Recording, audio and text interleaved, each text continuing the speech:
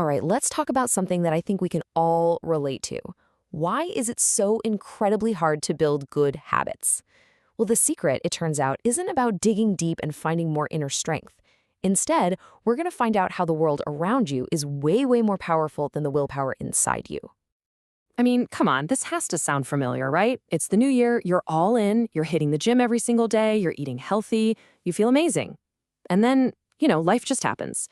A crazy week at work, you're exhausted, and just like that, that amazing new resolution is gone. A distant memory. And this is usually the point where we start beating ourselves up. We think, ugh, I'm just not disciplined, or I just need more willpower. But what if I told you that is completely the wrong way to look at it? The problem? It isn't you. So let's start by totally dismantling this common idea, what I'd like to call the willpower trap. This is the belief that, success is really just a matter of gritting your teeth and trying harder. This really breaks down our two biggest excuses. On the one hand, we think, I just need more motivation. But the reality is, motivation is totally unreliable. It comes and it goes. On the other hand, we think, I need stronger willpower. Well, it turns out willpower is a limited resource. You can't just magically create more of it when you feel like it. Okay, so let's dig into exactly why these two pillars that we tried to build our lives on are actually built on sand. Why do they let us down again and again, especially when we need them the most? Think about motivation like this. It's the spark that starts a campfire. It's awesome for getting things going, right? That big burst of energy. But it burns out fast. It's not going to keep you warm all night. It's exactly why gyms are absolutely packed in the first week of January, and then they're practically ghost towns by February. The spark is gone.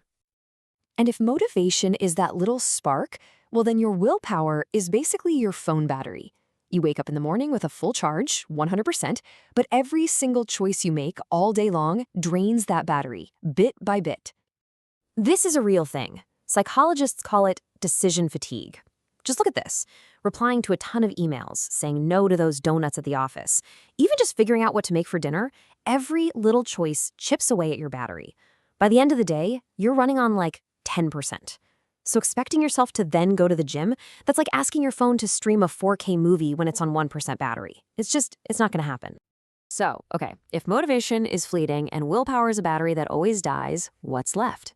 Well, this brings us to the real hero of the story, the hidden force that's been secretly running the show all along, your environment. The simple truth is, we are all products of the world we live in. You don't scroll on your phone 50 times a day because you lack discipline. You do it because your phone is always right there. You don't eat cookies just because you have a sweet tooth. You eat them because they're sitting on the kitchen counter staring at you. This quote from James Clear, who wrote Atomic Habits, just nails it perfectly. Your goals are what you want to do, but your systems and your environment is a huge part of your systems. That's what determines what you actually do. When things get hard, you don't rise to the occasion, you fall back to whatever is easiest. I mean, at its core, your brain is designed to be efficient. You could even say it's kind of lazy. It wants to save energy, so it will always, always choose the path of least resistance. And this little biological fact is the secret to why designing your environment is so incredibly powerful. So, we've covered the why. Now for the fun part, the how. Let's talk about how you can stop being a victim of your environment and start becoming its architect. It really all boils down to these two simple, powerful principles, and their opposites, which makes them super easy to remember. You want to make your good habits easy and obvious, and you want to make your bad habits hard and invisible. That's the whole game. And here's what that actually looks like.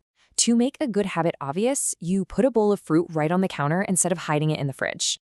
For a bad habit, you make it invisible. Hide the junk food way in the back of a cabinet. To reduce friction for a good habit, lay out your gym clothes the night before. One less thing to do. And to increase friction for a bad habit, log out of your social media accounts every time you use them. See how they're just opposites? And you can take this even further. You can prime your environment. For example, before you go to bed, put a book on your pillow. You can also use specific triggers. Your desk is only for work. Your couch is only for relaxing. Don't mix them up. And of course, a huge one, your social environment. Habits are contagious. If all your friends are training for a 5K, you're a whole lot more likely to start running too. Okay, knowing all this is great, but knowledge without action is pretty useless. So let's wrap this all up with a super simple, concrete action plan you can use like the second this is over. Seriously, don't try to change your whole life at once. Just follow these 3 steps. First, pick just one good habit you want to start and one bad one you want to stop. Second, ask yourself, okay, what in my environment is triggering this behavior? And third, just redesign that trigger. That's it. So let's make this super real. Let's say your goal is to read more, but the trigger is that by the time you get in bed, you're exhausted and you just mindlessly grab your phone. The change? Put the book literally on your pillow. Now it's the first thing you see. Or maybe you want to scroll less. The trigger is that your phone is always within arm's reach. The change? Make a new rule. The phone stays in another room while you work. See? So simple. So, if you remember just one thing from all of this today, please let it be this. Give yourself a break. Stop blaming yourself. This isn't about some personal failing. You've just been playing the game of life on hard mode without even realizing it. The problem isn't your lack of willpower, it's just a poorly designed world around you. This right here is the ultimate mindset shift. Stop trying to fight a head-on battle of willpower that you're probably going to lose by the end of the day. Instead, just rig the game so that you win automatically. Be smarter than your temptations. Be the architect. So that's my final question for you.